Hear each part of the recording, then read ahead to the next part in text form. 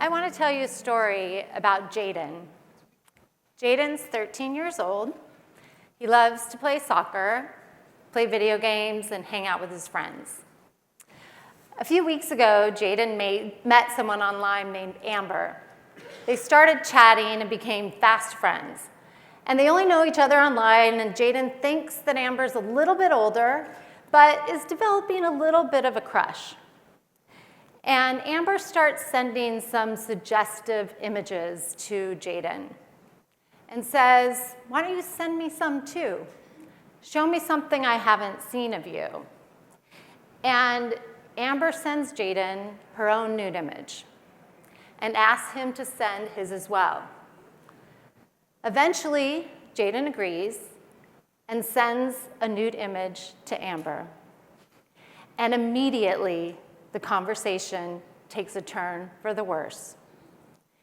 Amber demands that Jaden pay him $20 or she will send the image to everyone Jaden knows. And because they're friends on Instagram, Amber has access to Jaden's entire friends list. She knows who his principal is, who he plays soccer with, who his parents are, who his friends are. And the threats continue. They increase. And she starts demanding hundreds of dollars from Jaden. Jaden becomes withdrawn and depressed. He quits his school soccer team. His coach reaches out and asks what's going on. His mom notices but can't help him. And Jaden withdraws further. And then Jaden's mom starts to see cuts on his arm and realizes that Jaden is self-harming. And the next day, Amber releases the image to everyone on Jaden's Instagram friends list. And Jaden feels like his life is over. Last year, more than 100 cases of sextortion were reported to the National Center for Missing and Exploited Children each week, and those numbers are skyrocketing this year. And what's most difficult to digest is that most of the children experiencing this crime experience long-term trauma, continuing feelings of loss and isolation, self-harm, and even suicide. Child sexual abuse has dramatically changed with the rise of social media, and yet our societal response has not. Beyond sextortion and grooming, we know that last year alone, 100 million images and videos of child sexual abuse material were reported to the National Center for Missing and Exploited Children.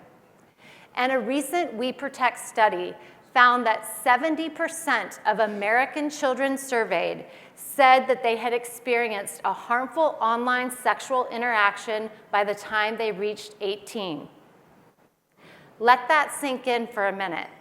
7 out of 10 children are experiencing something similar to what Jaden experienced.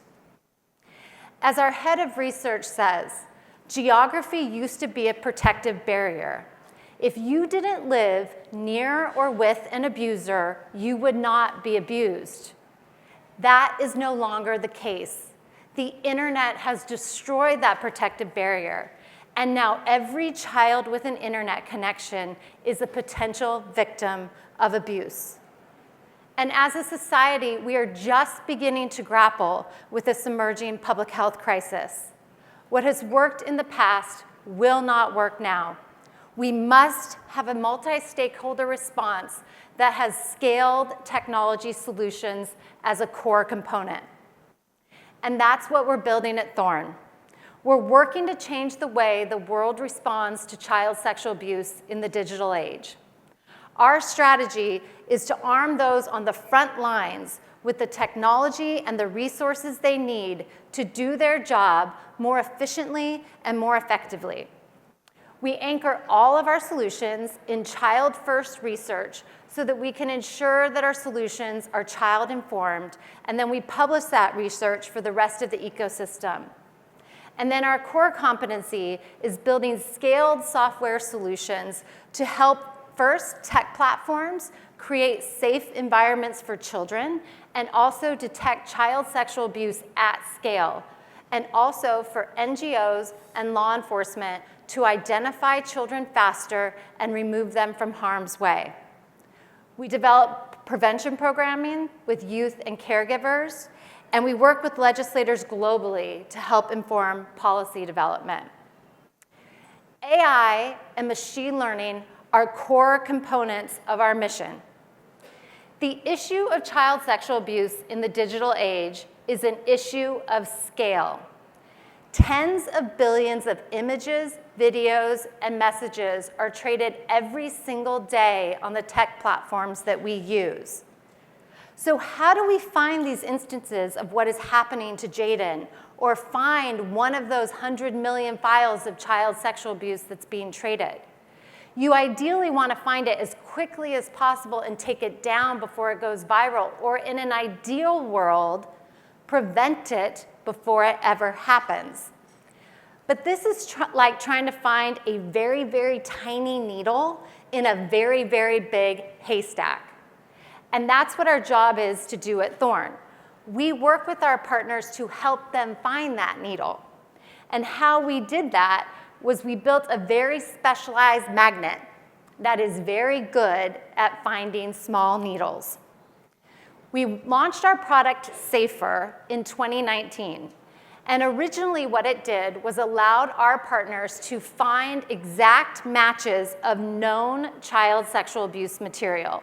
This is done through hash matching, so finding fingerprints of like material.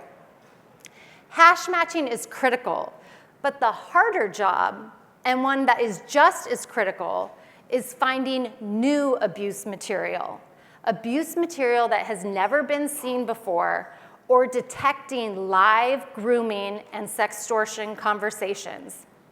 We took on that challenge, and we began using machine learning, AI, to train image, video, and text classifiers to detect new abuse material at scale. And these images and videos that we find are usually children that are currently being abused, or grooming conversations that are leading to sextortion and abuse. We partner globally to train our AI models in order to detect child sexual abuse at scale. And we partner with AWS as our preferred cloud provider in this work, as we leverage their services to help train our machine learning tools.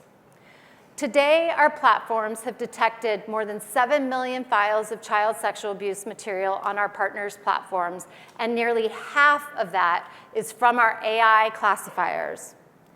Next month, we'll officially launch our text-based harm detection tools that will help find and address threats like I told you about in the story with Jaden. And when combined with the actions of those in the broader child safety ecosystem, this technology could help stop abuse in its tracks before any images are shared. The only way to create safer online environments for children is to keep innovating. And AI and machine learning are core components of that innovation. Now I'm going to say something that may surprise you. I actually think the internet can be an incredibly positive place for children.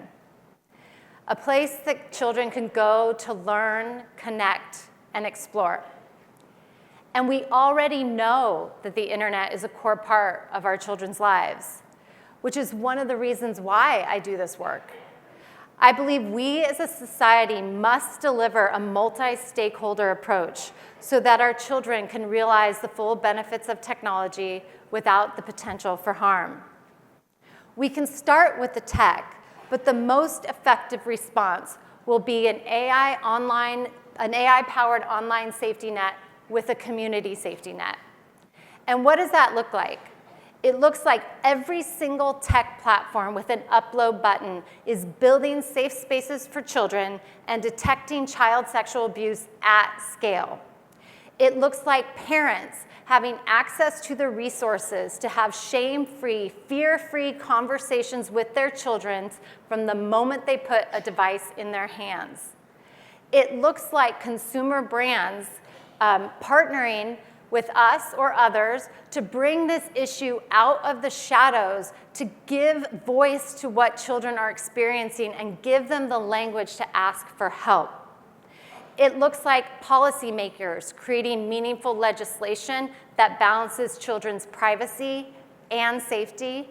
And it looks like philanthropists investing in this issue that will affect every single child with an internet connection. And we together can change the direction of this emerging public health crisis. Now let's imagine a very different world for Jaden.